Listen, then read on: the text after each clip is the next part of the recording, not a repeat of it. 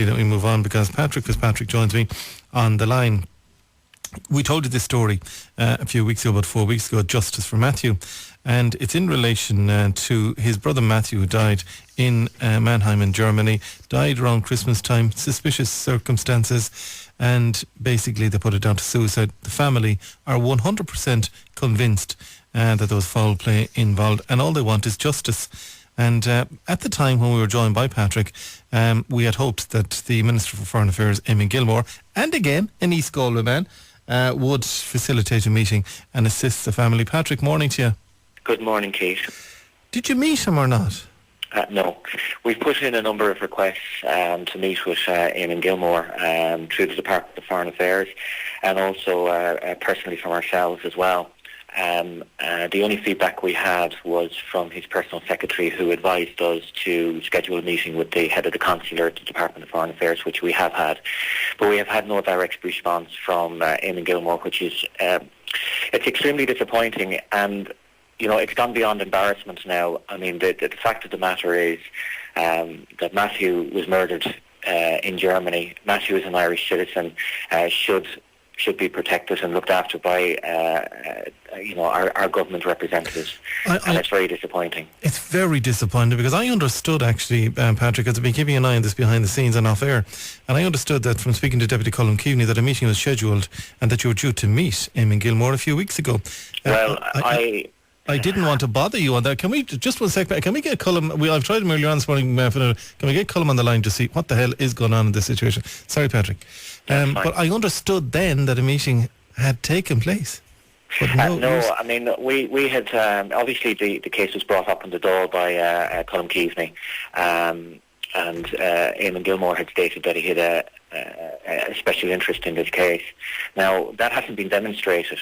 The special interest. We don't really know what the special interest is. Now, with regards to Colm Keaveney, we'd spoken to him last night in regards to the Connacht Tribune article that was out. I'm not sure if you've seen that. Mr. Keaveney had made two statements. One about us not returning not feedback, not giving any feedback to information that he had provided, which was untrue.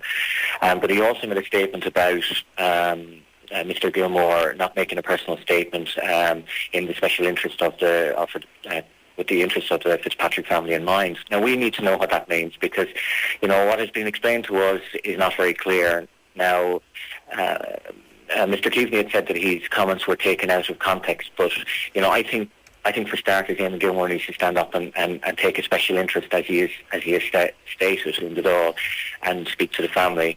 And we need to focus on getting a way of having this case reinvestigated. The facts are very, very simple.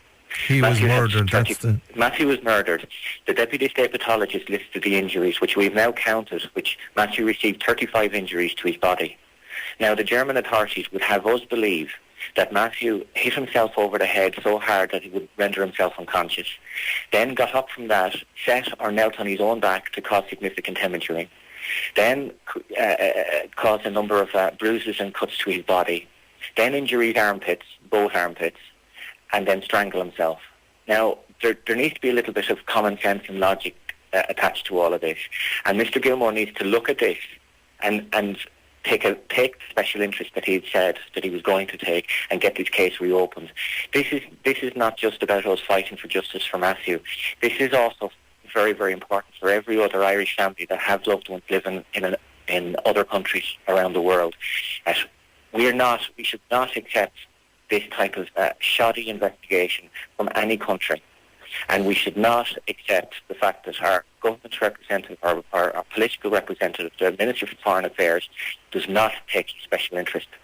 And now he's had a number of engagements over the last few weeks, which we completely understand is very important for this country. However, the protection of an Irish citizen, wherever that Irish citizen is vitally important, and he needs to get involved in this case immediately. Can I ask you, I mean, the picture you've painted there is quite shocking also, by the way. I mean, when you explain it the way you did, hitting himself, and obviously it couldn't have happened. But where do the German police stand in all of this? Have they just washed their hands of it and said, case closed? Well, as far as the German police is that they have closed their investigation. It is currently with the state prosecutor in Mannheim. The Deputy State Pathologist's autopsy report was sent to the German authorities. Now, they did not come back to us to say that they received it. However, the Irish Embassy in Berlin had contacted them to ask them if they had received the documentation. The response that they got back was they had received it, but it was in English. Now, we'd been told that the response was relatively cold. So now we've had to go and get the pathologist report translated into German. So we've had to get an official translation done so that it's approved for use in court and so on and so forth. However, they have communicated with me in English before, so they know what the injuries are. They don't need to be obstructive. They don't need to waste time by asking us to translate this report. They can start getting on and looking into the injury, and now start speaking to the people who we had informed them that they should have spoken to in the first place. Okay, Patrick, I'll tell you, the only thing I will give you 200 seconds. We're going to try and find Colm Keaveney for the second hour of the programme, find out what is going on there. Secondly, we will make I will make personal representation to him in Gilmore this afternoon, just to see will he meet with you, and we'll come back to it next week on the programme. It's the least that a grieving family who know the truth and the facts of what went on deserve, and let's just keep the pressure on. Can I just make one clarification? And this is what the journalists don't seem to understand, or people don't understand with what's written. It is stated in the Connacht Tribune that Matthew was found hanging. He was not. And we need to be very, very clear about this, because a statement from an unreliable witness was given. She is the only one who allegedly seen him hanging. The physical evidence or the scientific evidence states he was found lying on the ground. Okay, I'll have to leave it at that for today. But Patrick, we will come back to it, and thank you indeed for joining us on the programme.